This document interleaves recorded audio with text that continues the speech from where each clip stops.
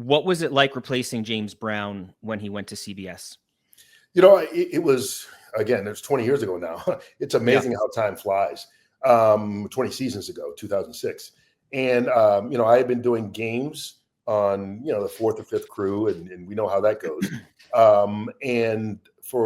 I started in 97 doing NFL Europe and started doing NFL games for Fox in 98.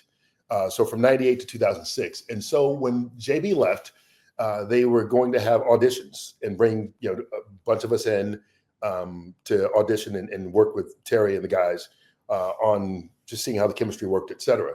And two things. One, when I first heard about it, I was on vacation in New Zealand. And I can remember David Hill was there at the time. And I emailed and said, hey, I want to be included in this, please. He's like, don't worry about it. Enjoy your vacation. We'll do it when you get back. And they waited. And I'm not saying they made everybody wait, but they waited until the weekend I was back. And that's when all the auditions happened. So I was able to do that. And I felt that was, one, a positive sign. And secondly, Bradshaw went to bat for me after the auditions, I know, and said, hey, let's stop messing around. This is the guy we want. So when you have that backing, I think that certainly goes a long way. And then going into the audition, even beforehand, having been there doing games at that point, 9-10 years, I knew JB a bit. I actually knew him a bit before I went to Fox Sports.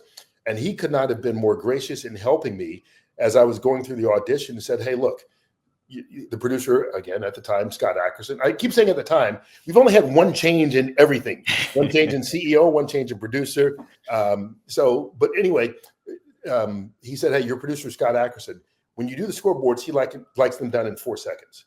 And then with Terry, sometimes this is how you have to set him up. And so I went in with almost a cheat sheet, I felt. And then after coming out, having TB say, hey, let's stop messing around. This is the guy you want. I think that made me feel pretty much assured. But again, that was the end of April. And we go through May and June. And I'm like, fuck, they haven't said anything. What are they waiting for? And they called me the weekend before the 4th of July, David Hill, and said, hey, I just want you to know we're going to make an announcement on Monday. And it's going to be you and Joe Buck. And that was the road year. We're going to take the show on the road. Joe will do the first 45 minutes. You'll do the last 15 minutes. You'll do the halftimes. And then we'll figure out postgame. And I'm like, okay.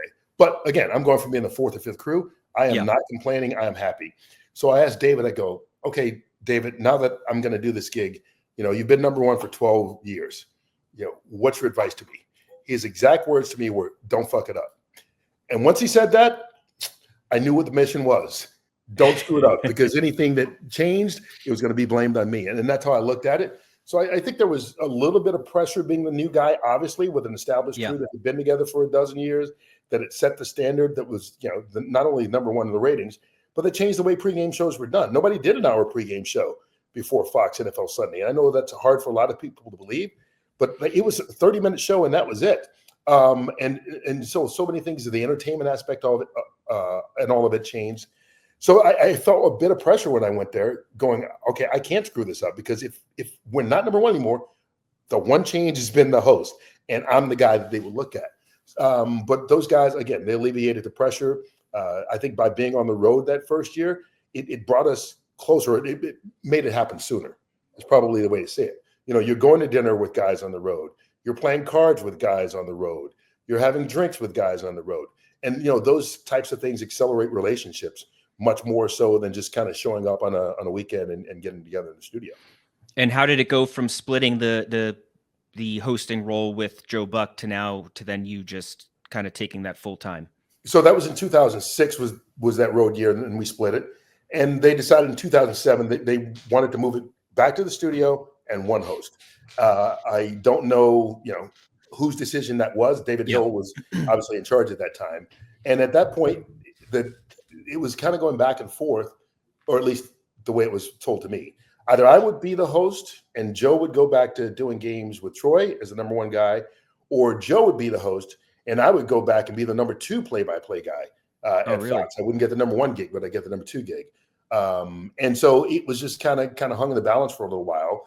And I remember it's another similar situation. I'm usually a happy-go-lucky guy, but your life is kind of hanging in the balance, because there's a big difference between doing games and being in the studio. And I can remember it, I don't know, maybe been a week, after they had told us that, but you want things to happen right away.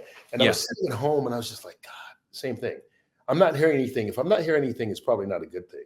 And it's amazing how miracles work sometimes. The phone rings, and it was Scott Ackerson.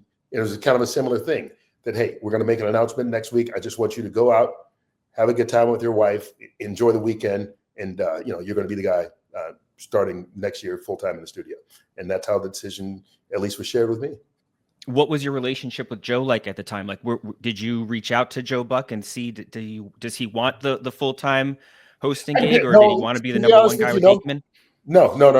I didn't. Because I knew Joe, and obviously by being on the road and got to know him even better that year. Yeah. And I've always had a good relationship with him. But to me, it's kind of awkward if you're both, quote unquote, competing for the same gig to kind of discuss it. Let the powers that be make that decision and let it not change your relationship. And that's how I looked at it. And I've been close with Joe ever since. I see him, I'm in Santa Barbara now, and he'll get there at times during the off season because Troy has a place there. And so we'll see each other out there, and played golf with him in St. Louis last summer. So, the relationship has continued. But back then, I think it was just a matter of, at least for me, it was just let the decision makers make the decision.